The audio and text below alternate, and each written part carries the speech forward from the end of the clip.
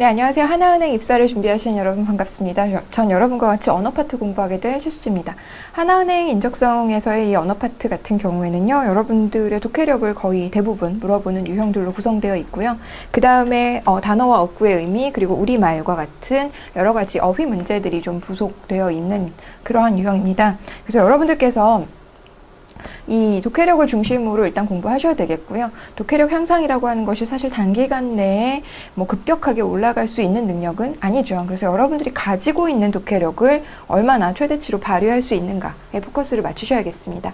일단 저랑 각각의 유형들 정복해 가면서 유형별로 문제 접근법을 어떻게 이행해야 되는지, 그리고 어떻게 푸는 것이 좀 더 전략적일지, 그리고 시간을 쓰는 유형과 시간을 좀 아껴야 되는 유형들 같이 공부하시면서 무엇보다도 여러분들께서 집중하셔야 되는 부분은 내가 이러한 제시문들을 얼마나 잘 읽어낼 수 있는가, 또는 내가 잘 읽으려고 노력했는가, 이 부분에 대해서 계속해서 체크하시면서 공부하셔야 되겠습니다. 자, 그럼 문제 유형 같이 보도록 하겠습니다.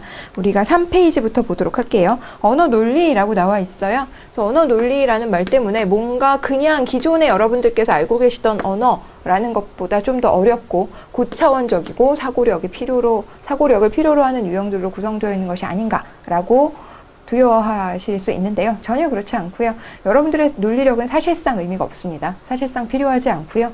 여러분들의 논리력보다는, 여러분들의 사고력보다는 여러분들의 시력이 훨씬 더 중요한 시험이죠. 그래서 여러분들이 이 시력을 충분히 발휘하시려면 100% 집중하셔야 여러분들의 시력이 발휘가 되거든요. 그래서 여러분들께서 지금 저랑 같이 이 문제풀이 진행하면서 긴 글이든 짧은 글이든 여러 가지 글들을 읽으실 텐데요.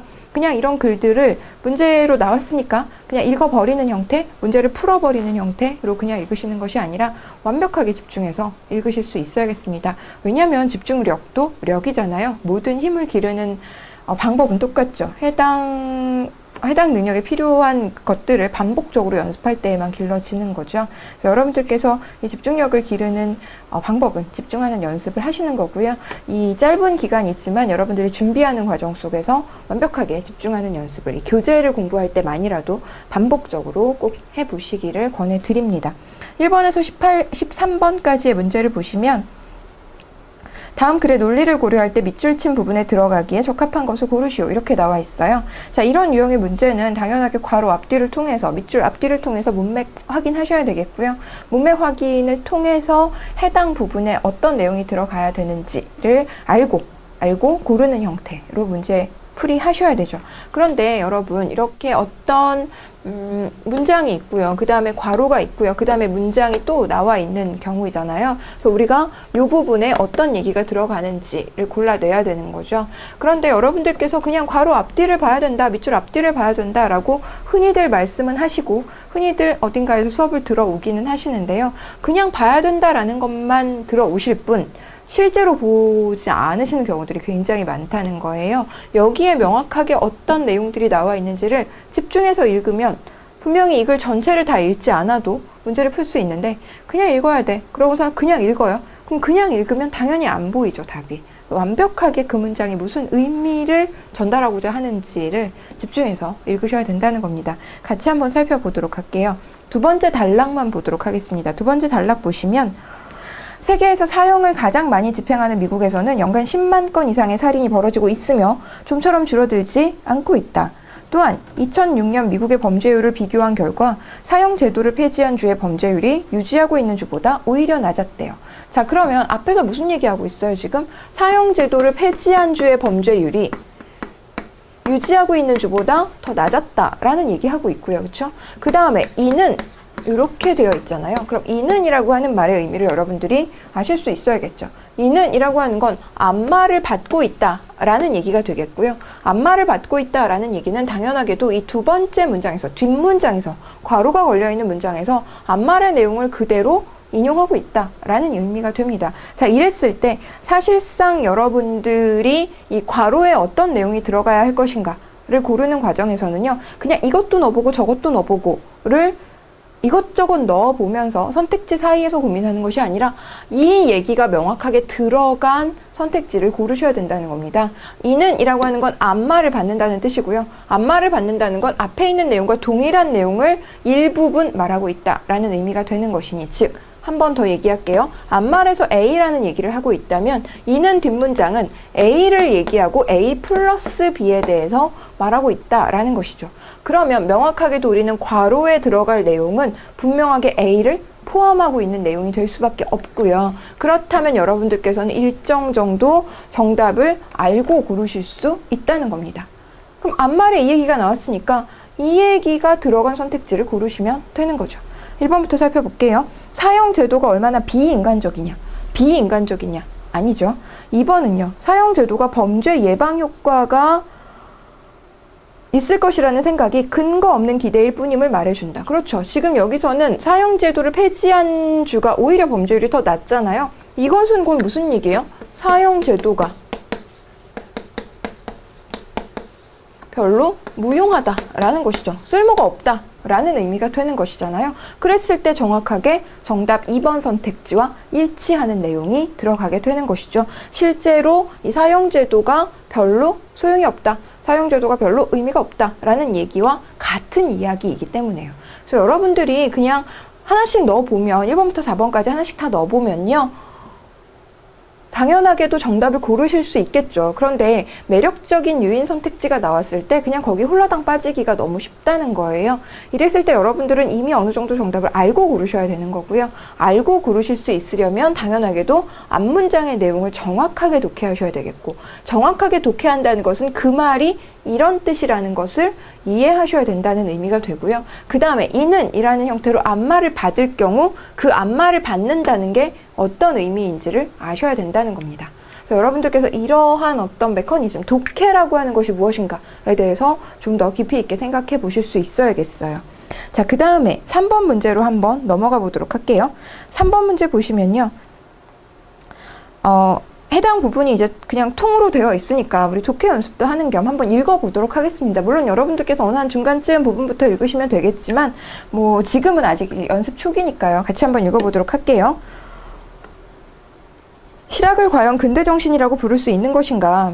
현재와 동일한 생활 및 시대 형태를 가진 시대를 근대라고 한다면 실학은 결코 근대의 의식도 근대의 정신도 아니다. 그럼 실학을 근대라고 보기는 어렵다라는 거죠.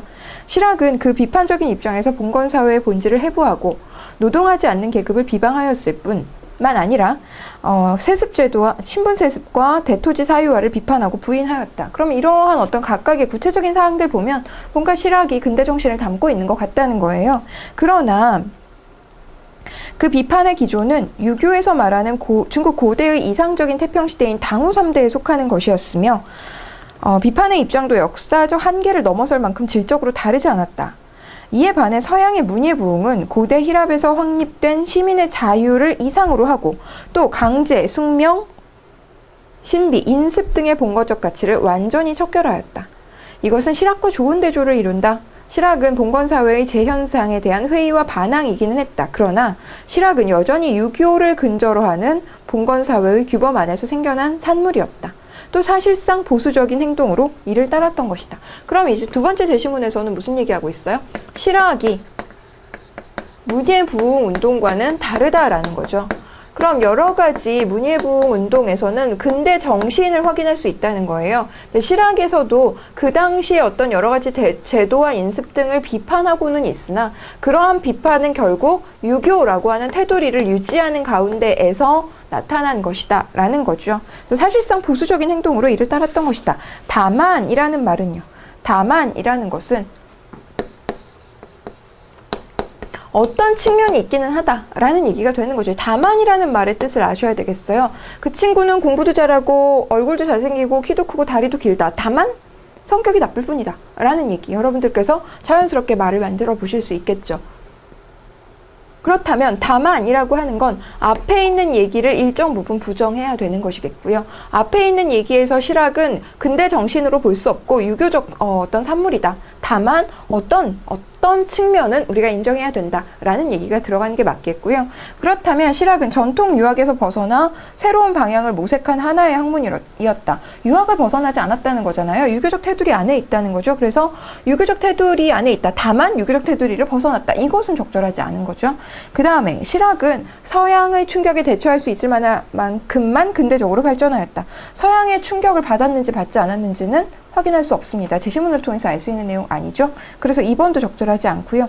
3번은 이러한 정체된 봉건사회를 극복하고 근대라는 별개의 역사와의 접촉을 준비하는 한 시기의 사상이었다. 그렇죠. 지금 여기서는 명확하게도 실학이라고 하는 것이 어떤 특정한 봉건사회의 어떤 인습을 타파하고 봉건사회 기존의 어떤 양식에 대해서 저항하는 움직임으로는 인정했었잖아요. 다만 그러한 움직임 같은 것들도 역시 이 유교적인 테두리를 벗어나지 못했다는 거죠. 하지만 다만 그러한 실학의 어떤 저항적인 모습들은 봉건사회를 극복하고 근대라는 역사와의 접촉을 준비하는 한 사상이었다라고는 볼 수 있는 거죠. 실학의 어떤 긍정적인 측면, 실학의 근대적인 측면을 다만 이후로 일부 인정해야 되는 것이겠죠. 그래서 여러분들께서 다만이라는 말의 의미를 알고 계셨다면, 즉 앞말에 대해서 일부분을 인정하거나 앞말에 대해서 일부분을 부정할 때 쓰는 표현이라는 걸 알고 계신다면 실학은 어떤 저항적인 모습을 가지고는 있었으나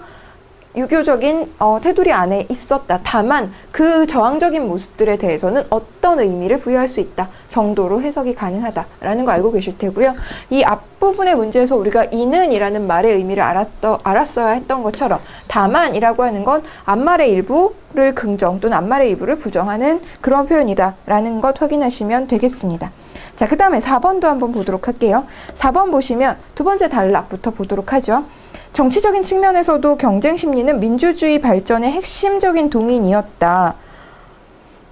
정치적 의지를 관철하려는 이익 집단 또는 정당 간의 치열한 경쟁을 통해 민주주의가 뿌리 내릴 수 있었다. 그럼 경쟁 심리라고 하는 것은 민주주의의 어떤 정치적인 입장에서 민주주의의 뿌리를 내릴 수 있게 해주는 하나의 동력이 되었다라는 것이죠. 그러나 어떠하다. 그렇다면 앞말의 내용과 반대되는 말이 나와야겠네요. 이 경쟁은 좋다.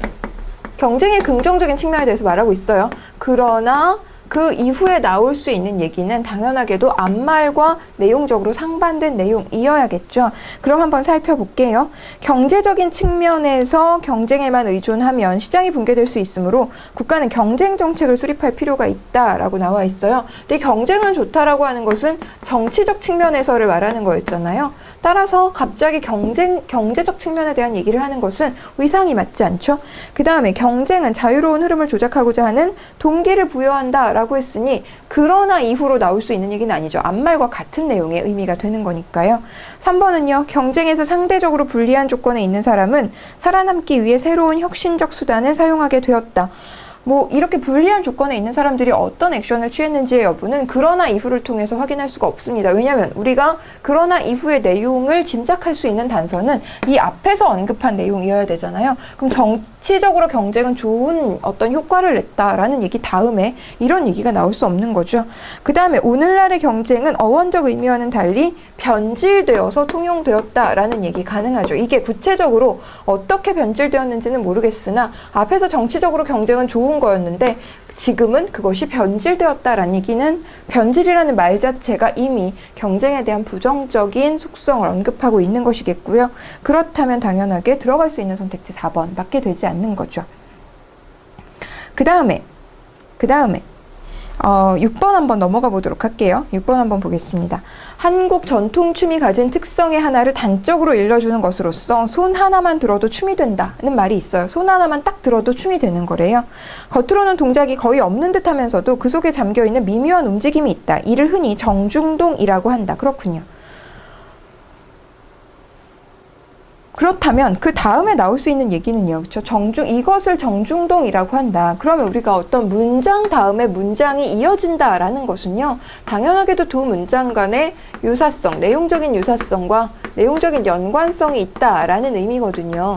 그러면 그것을 정중동이라고 한다라는 얘기로 끝났다면 그 다음에 올 수 있는 얘기는 이것과 유사하거나 이것과 연관되거나 또는 이것을 포함하는 내용일 수밖에 없다는 겁니다. 그렇죠?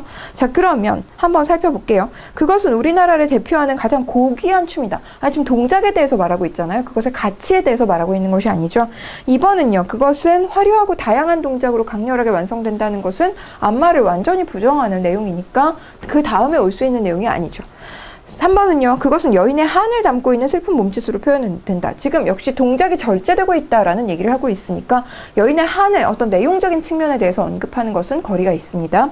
4번은요. 그것은 수많은 움직임을 하나의 움직임으로 집중시켜서 손가락 하나 딱 뜨는 움직임으로 집중시켜서 완결시킨 경지이다 라는 얘기가 바로 이 정중동의 내용을 가장 연관성 있게 가장 유사성 있게 전개하고 있는 내용이 될 테니까요. 정답은 4번이 된다는 거 확인하실 수 있습니다. 자, 그 다음에는요. 7번도 한번 보도록 할게요. 7번 한번 넘어가 보죠. 차별적, 혐오적인 언어로 소수그룹을 모욕하는 것을 막자는 취지에서 생겨난 정치적 올바름이라고 하는 건요. 성차별적이거나 특정 인종, 민족 또는 장애인 등을 비하하는 표현을 지양하고 공공에 널리 받아들여질 수 있는 적절한 언어 사용을 주장한다. 그렇군요. 그러면 지금 이 정치적 올바름이라고 하는 것은 인종이라든가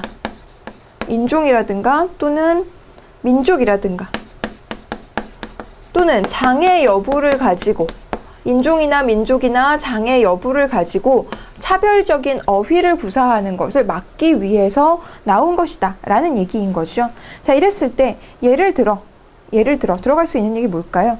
땅콩을 건강에 좋은 식품이라고 표현하면 땅콩 알레르기가 있는 사람에게는 편파적이므로 이를 삭제해야 한다는 것이다. 지금 차별하면 안 된다는 거죠. 차별하면 안 된다. 그럼 땅콩은 건강에 좋다라고 하는 것은 땅콩 알러지가 있는 사람을 차별하는 발언이 아니라 그들을 고려하지 않은, 그들을 제외시킨 표현이기 때문에 적절하지 않다는 겁니다. 그렇죠? 그래서 여러분들께서 이러한 것을 근거로 해서 차별하면 안 된다라는 것이 바로 이 정치적 올바름이라는 것을 정확하게 읽으셨다면 땅콩에 알러지가 있는 사람들을 차별하는 것이 아니라 그들을 포함시키지 않은 그러한 표현이다라는 얘기가 되는 것이죠. 그래서 1번 선택지 많이들 고르시는데요. 넘어가지 않으셔야겠습니다.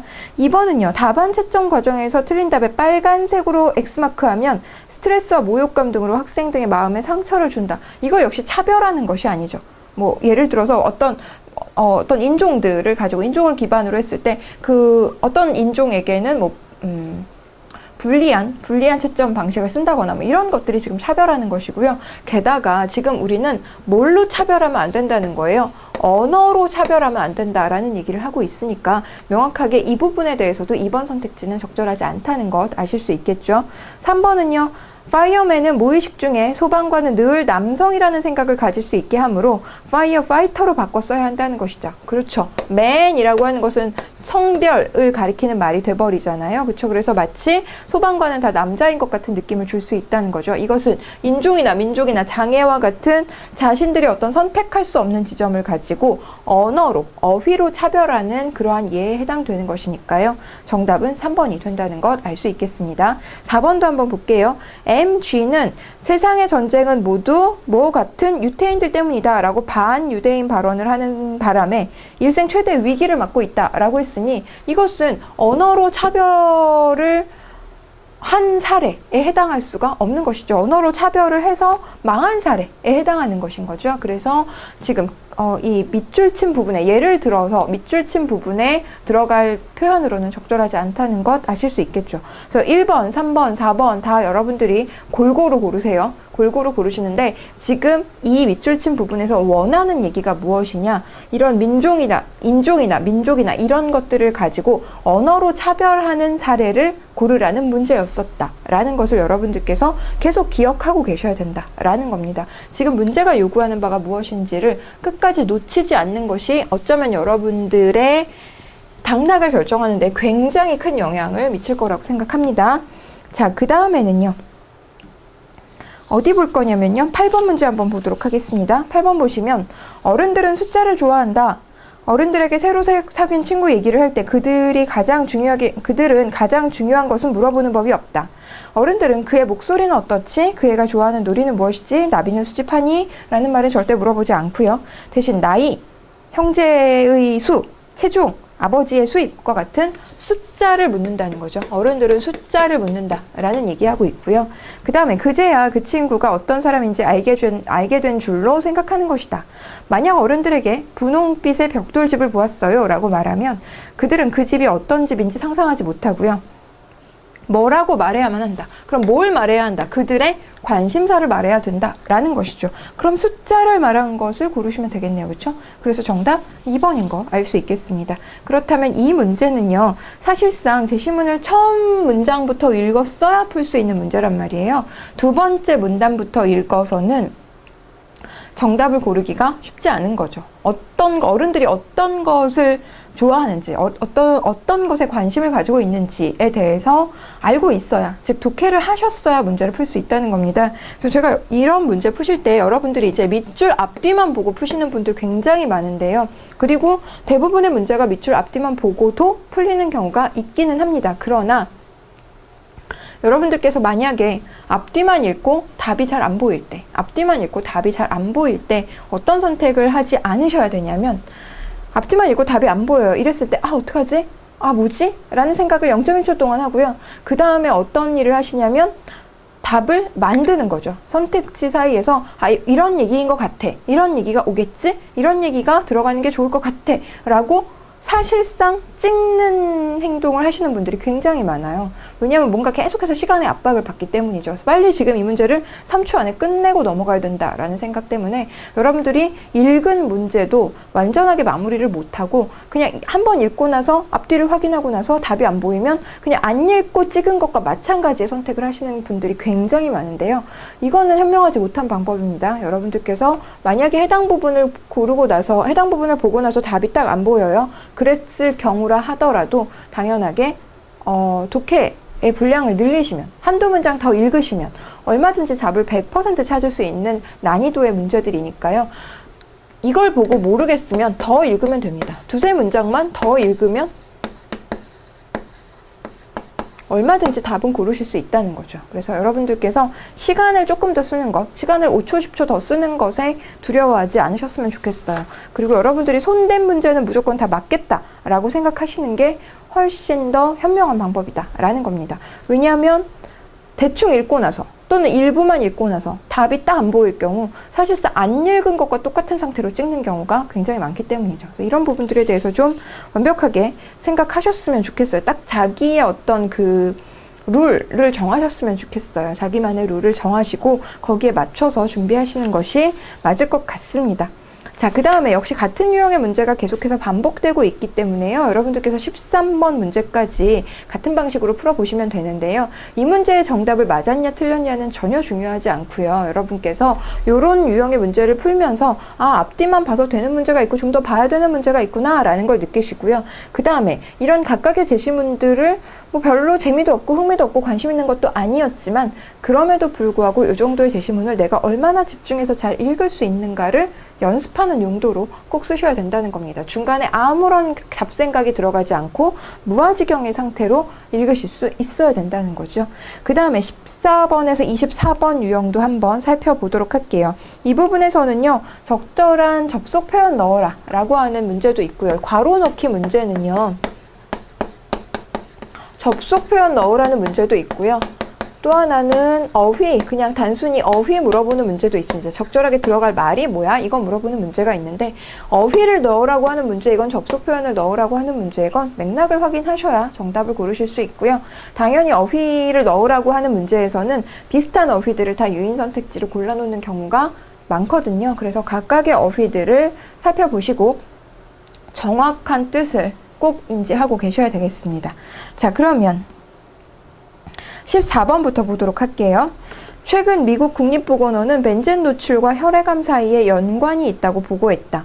직업안전보건국은 작업장에서 공기 중 벤젠 노출 농도가 1ppm을 넘지 말아야 한다는 한시적 긴급 기준을 발표했다. 당시 법규에 따른 기준은 10ppm이었는데 직업안전보건국은 이 엄격한 새 기준이 영구적으로 정착되기를 바랐다. 그런데 벤젠 노출 농도가 10ppm 이상인 작업장에서 인명피해가 보고된 적은 없지만 그보다 낮은 노출 농도에서 인명피해가 있었다는 검증된 데이터는 없었다. 그래서 20ppm 이상인 곳에서는 인명피해가 보고된 적이 있지만 한 9ppm 정도에서는 보고된 적이 없었다는 거예요. 그 다음에 괄호 있고요. 직업안전보건국은 벤젠이 발암물질이라는 이유를 들어서 당시 통용되는 기기로 쉽게 측정할 수 있는 최소치인 1ppm을 기준으로 삼아야 한다고 주장했어요. 그럼 10ppm 이상일 경우에는 문제가 확실히 발생할 수 있는데 10ppm 이하일 경우에는 알 수 없었다는 거죠. 그런데 이 직업안전보건국은요, 이 기준을 1ppm으로 무조건 딱 규정했다라는 얘기는 이러한 상황임에도 불구하고 이렇게 했다라는 얘기가 되는 것이죠. 명확하게 이 부분에 대해서는 보고된 바가 없음에도 불구하고 안전 기준을 굉장히 엄격하게 규정했다라는 얘기가 되니까요. 정답은 2번이 된다는 것 알 수 있겠고, 이로 인해 라고 하는 건 안마를 원인으로 해서라는 의미인데, 지금 10ppm 이하에서는 어떤 문제가 발생한 적이 없는데, 문제가 발생한 적이 없다는 것을 근거로 1ppm으로 낮췄다라는 것은 자연스럽지 않죠.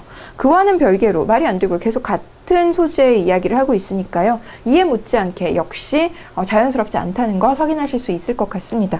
만약에 오답을 고른다면 1번을 아마 고르실 텐데, 명확하게 지금 앞에 있는 상황으로 인해서가 아니라 앞에 있는 상황임에도 불구하고 이렇게 결정했다라는 것을 읽으실 수 있다면 여러분들께서 오답 고르시지 않을 것 같습니다. 자, 그 다음에 16번 한번 넘어가 보도록 할게요. 16번 보시면 자본주의가 발전하면서 시장은 예술의 생산과 소비에 큰 영향을 미치게 되었다. 과거와 달리 예술가들은 익명의 구매자들에게 판매하기 위해서 작품을 만들고요. 그 작품은 시장을 통해 유통된다. 이제 많은 예술품들이 산업경제의 대량 생산 모델을 좇아서 제작되고 판매되고 유행이 끝난 후에는 시장에서 사라진다. 일부 비판적 이론가들은 상업화가 예술의 타락과 소외를 초래했다고 주장하고요. 이 주장에 따르면 예술산업은 창작품을 천박한 상품으로 만들어버린다는 거예요. 그러나 예술시장의 활성화가 사회경제적으로 여러 가지 어떤 결과를 가져온 것도 사실이다. 그러면 우리는 읽었잖아요. 그러나를 읽었죠. 그럼 그러나를 읽었으면 그러나 뒷문장에 어떤 어휘가 들어가야 돼? 이거 물어보는 문제이니 그러나 앞문장에서 무슨 얘기를 하고 있다는 것. 예술 작품이 창작품을 천박한 예술 산업이 창작품을 천박한 상품으로 만들어 버렸다. 그럼 예술 산업의 부정적인 측면에 대해서 말하고 있다라는 거 알 수 있겠죠. 그럼 그러나라는 말이 나왔으면 예술 산업의 긍정적인 측면에 대해서 언급한 내용이 나와줘야 된다는 것 알 수 있을 겁니다. 그래서 정답은 바로 3번이 되는 거죠. 우리가 이 문제를 풀 때 명확하게 그러나 앞문장의 내용을 독해했는가, 예술 산업의 어떤 측면에 대한 문장이었다는 것을 여러분들이 읽으셨는가, 이 부분이 키워드를 찾는 핵심이 되는 거죠. 그래서 뭘 많이 읽거나 또는 되게 어려운 걸 읽거나 낯선 것을 읽거나 이런 것들의 문제가 아니라요. 거기 뭐라고 써 있는지를 정확하게 읽을 수 있는가, 집중해서 읽을 수 있는가, 그게 뭔 얘기를 하는 건지 알아들었는가, 이게 핵심이 된다는 것 꼭 알아주셨으면 좋겠어요. 여러분들이 그래서 공부를 하실 때도 당연하게 뭘 막 어려운 걸 찾아 헤매고요. 아니 막 남들이 막 중요하다고 정리해 놓은 것을 막 찾아 헤매고 기출문제라고 막 모아놓은 것을 찾아 헤매고 이러실 필요가 전혀 없어요. 어차피 그 문제가 다시 나올 문제는 전혀 아니고요.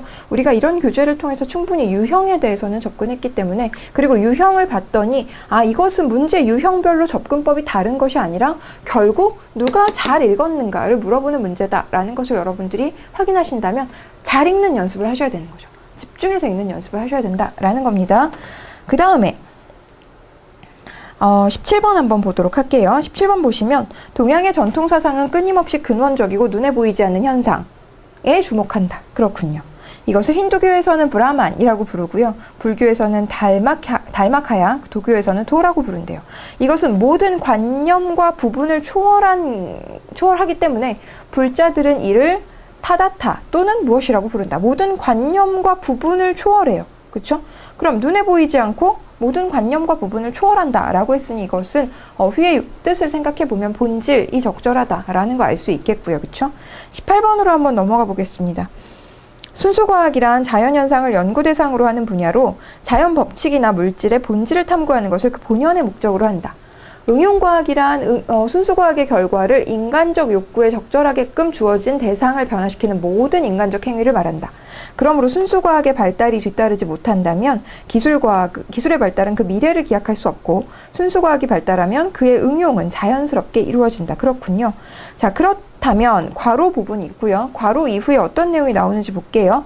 유고의 학자인 모호로비치가 지진파의 곡선을 해석하여 지하의 불연속적인 지하의 불연속면을 발견한 원리를 이용해서 지하의 지질 구조를 알아낼 수 있었고 이는 현재의 석유 탐사 기술에 이용되고 있다는 거예요. 그럼 순수 과학을 통해서 그것을 어딘가에 적용하고 있다라는 것이죠. 그럼 앞 내용에서 괄호 앞에서 지금 그 얘기하고 있고요. 괄호 뒤에서 구체적인 사례를 들어서 설명하고 있으니까 당연히 중간에 들어가야 될 말은요. 예를 들면, 일례로, 사례를 들면 이런 식으로의 연결 표현이 들어갈 수밖에 없다라는 것 확인하실 수 있을 겁니다. 그래서 괄호의 앞에서 순수 과학을 잘 연구하면 그에 따른 응용은 자연스럽게 이루어진다. 그 하나의 문장을 딱 읽으셨다면 그 뒤에 인도 사람의 이야기를 통해서 이 앞 내용을 보다 더 구체적으로 뒤에서 설명했다라는 것을 확인하셨을 거고요. 실제로 일어났던 일을 들고 있다라는 것을 아실 수 있다면, 읽으셨다면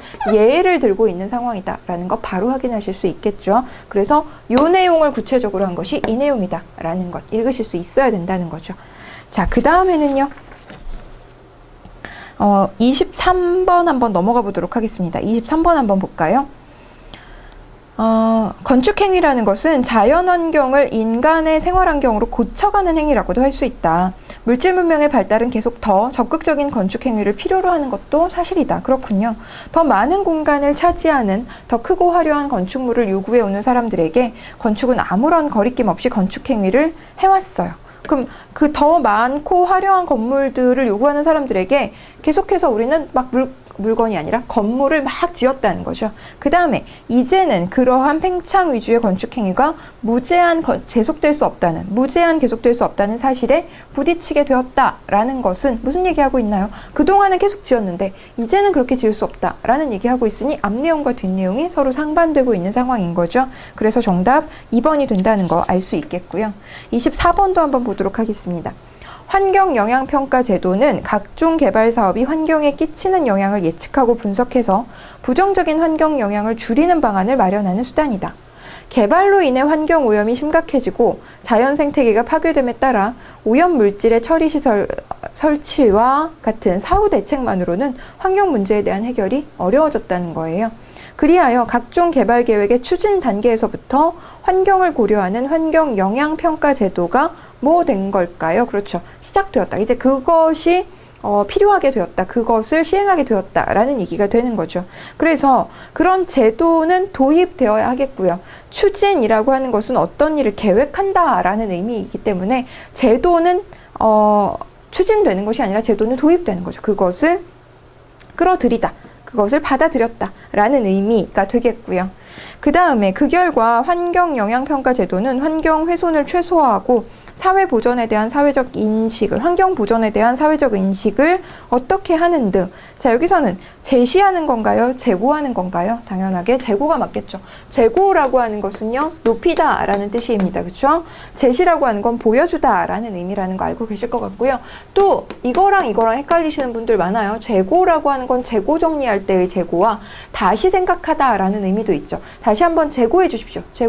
그 결정에 대해서 제고해 주십시오. 이렇게 얘기할 수 있고요. 제고는 드높이다, 높이다, 북돋우다 이런 의미라는 거 알아두셔야겠어요. 그래서 여기 나와 있는 24번의 문제를 풀면서 여러분들이 확인하셔야 되는 지점은 도입, 재고, 추진, 계약, 개선, 제시 이렇게 우리가 알고 있다고 생각하는 어휘들의 정확한 뜻이 무엇인가, 그리고 그러한 어휘를 가지고 어떤 말을 만들 수 있는가, 뭐 이런 것들을 한번 떠올리실 수 있어야 된다는 겁니다. 최근의 어휘 문제들은요, 명확하게 어떤 그 어휘의 수준 자체는 좀 많이 낮아지고 있고요. 이전 같은 경우에는 너 이런 단어도 알아? 이런 식의 어떤 질문들이 대부분이었다면 지금 요즘의 추세는 우리가 일상생활에서 흔히 사용하거나 또는 많이 듣거나 보는 단어들의 정확한 의미를 물어보는 문제들로 이 어휘의 흐름이 좀 바뀌고 있다는 거 여러분들께서 확인하셔야 되겠습니다. 그렇다면 어휘 공부를 하는 방법도 일단 교재에 나와 있는 어휘들에 대해서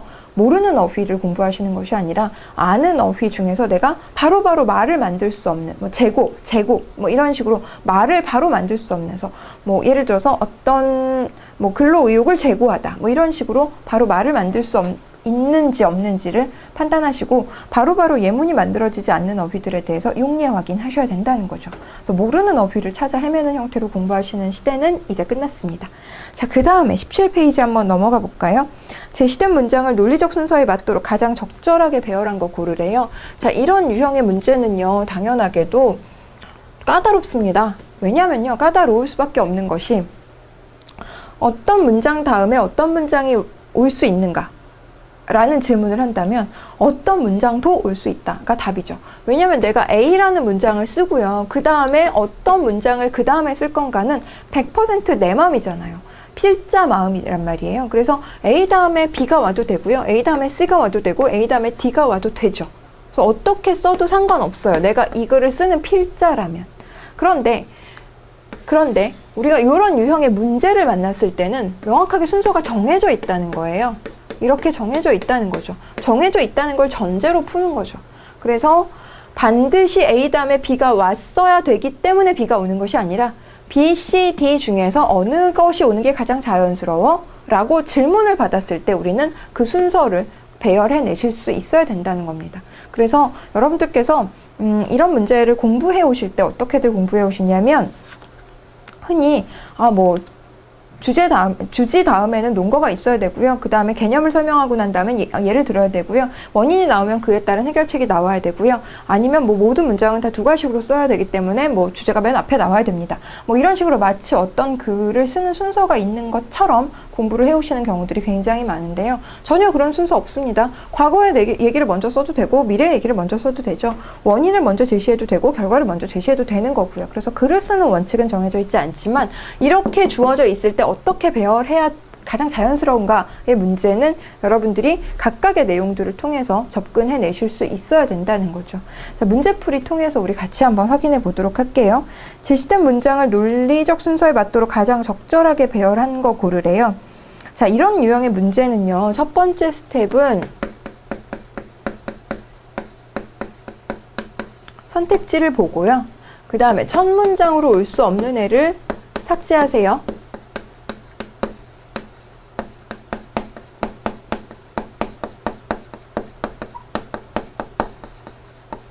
그러면 첫 문장으로 올 수 없다는 건 어떤 얘기냐면 일단 지시어나 접속 표현 으로 어떤 글을 시작할 수는 없죠. 그러나 그리고로 시작할 수 없고요. 이는, 그는, 이러한 이렇게 어떤 글을 시작할 수 없습니다. 그래서 만약에 이런 표현으로 시작한 선택지가 있다면 걔는 삭제 가능한 거죠. 두 번째는 뭐뭐도 분필도 예쁘다. 분필도 예쁘다. 이런 말이 첫 문장에 올 수 없어요. 앞에 어떤 정보가 있어야 분필도 예쁘다. 이런 말이 뒤이어 올 수 있기 때문에요.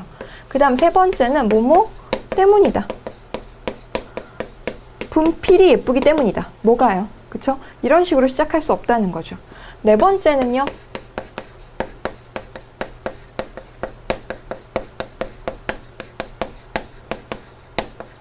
필수 문장 성분이 생략되어 있는 문장의 경우 첫 번째 문장으로 올 수 없습니다. 예를 들어서 나는 먹었다. 이렇게 시작할 수 없다는 거예요. 이게 만약에 문학 작품이라면 가능하겠지만 우리가 읽을 글은 논리적이고 체계적인 비문학에 해당하는 글이기 때문에요. 이렇게 반드시 있어야 하는 목적어가 빠진, 반드시 있어야 하는 주어, 반드시 있어야 하는 서술어가 빠진 문장은 첫 번째 문장으로 올 수가 없습니다. 자, 이렇게 해서 좀 삭제되는 선택지가 있는지 한번 확인해 보시고요. 삭제되는 선택지가 있다면 그런 선택지를 좀 지운 다음에 나머지 두 번째 스텝으로 넘어갈 수 있다는 거죠. 그 다음에 두 번째는요, 남은 선택지 보시고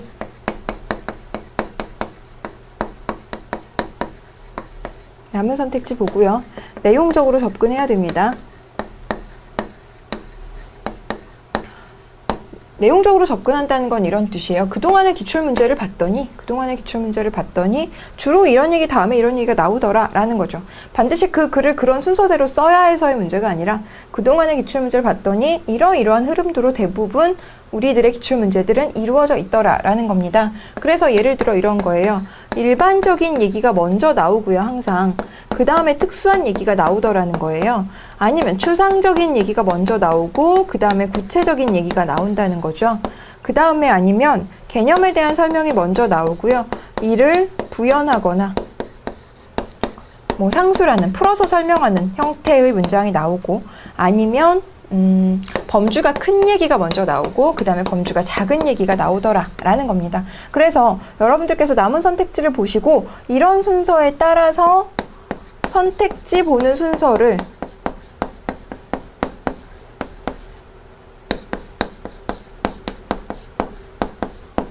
정하는 거예요. 그래서 이런 얘기들을 주로 앞부분에 배치한 선택지들을 먼저 보시는 거예요. 그게 전략적으로 정답을 빠르게 고를 수 있는 방법이 되기 때문입니다. 자, 그랬을 때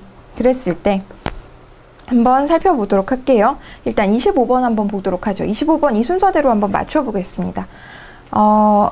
선택지 봤더니 나 아니면 라 아니면 마로 이루어져 있네요. 그쵸? 나 아니면 라 아니면 마로 시작한대요. 그럼 나 문장 한번 보겠습니다.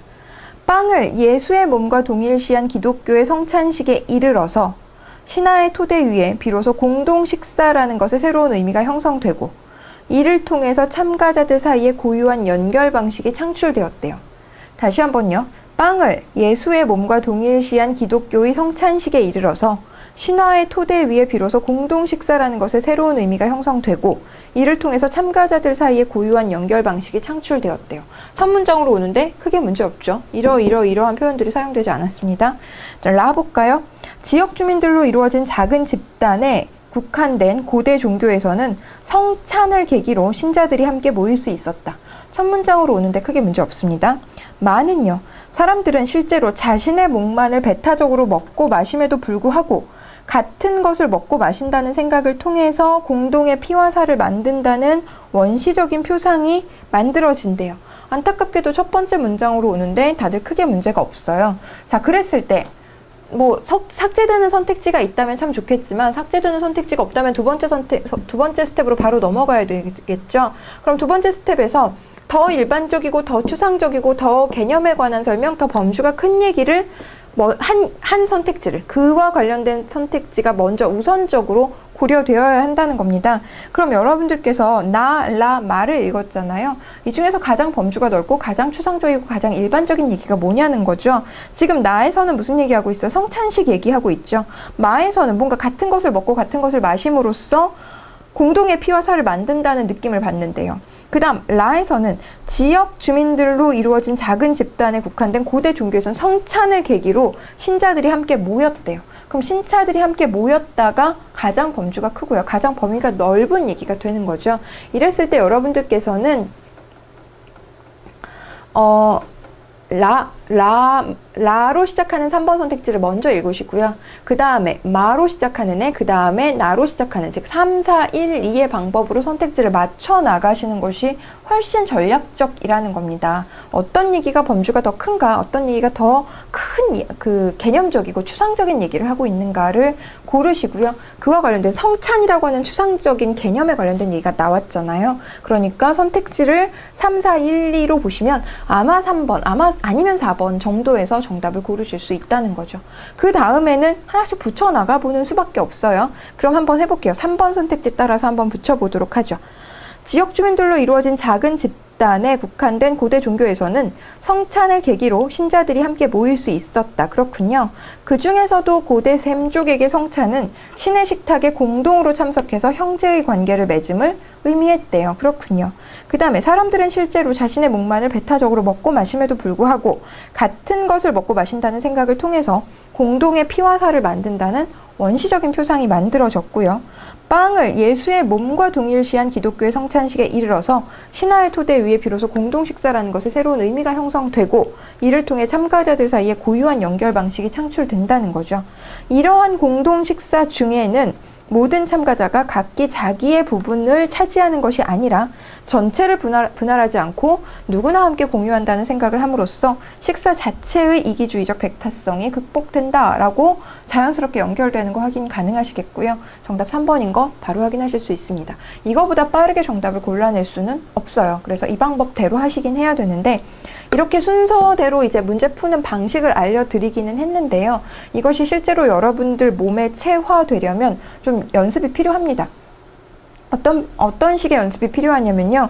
요 순서대로 문제를 푸는 것은 물론이고요. 그 다음에 3번 선택지 따라서 맞춰봤잖아요. 3번 선택지가 정답이란 말이에요. 그런데 여기서 그치는 것이 아니라 4번 따라서 1번 따라서 2번 따라서 한 번씩 붙여봐야 되는 거죠. 그래서 요 정도로 붙으니까 어색하구나. 여기랑 여기랑 붙으니까 부자연스럽구나. 이런 것들을 직접 느끼셔야 지금 3번 선택지가 자연스럽게 연결된다는 감을 느끼실 수 있는 거예요. 문제 푸는 방법만 알아서는 이 문제가 정복되지 않거든요. 이렇게 연결되니까 자연스럽다라는 느낌을 가지셔야 완벽하게 정답을 골라내실 수 있는데, 그런 느낌을 가르쳐 드릴 수는 없으니 여러분들께서 정답 선택지 따라서 붙여보고 그 다음에 오답 선택지 따라서도 또 붙여보는 형태로 그 감을 좀 유지하시고 감을 일깨우실 필요가 있다는 겁니다. 교재에 나와 있는 문제만으로도 충분하니까요. 뭐 이게 대단한 어떤 아주 세밀한 필링은 아니기 때문에 여러분들께서 교재에 나와 있는 문제들만으로도 충분히 연습 가능하실 것 같고요. 관련된 문제 충분히 풀어오시고 그 다음에 다음 시간에 저랑 같이 또 주요 문제들 맞춰보면서 정말 어디가 자연스럽고 어디가 부자연스럽고 이런 부분들에 대해서 좀 더 같이 연습 문제 풀이 진행해 보도록 하겠습니다. 자, 이번 시간 여기서 마무리하도록 하고요. 다음 시간에 우리 18페이지 문제들부터 다시 한번 풀어보도록 하겠습니다. 감사합니다.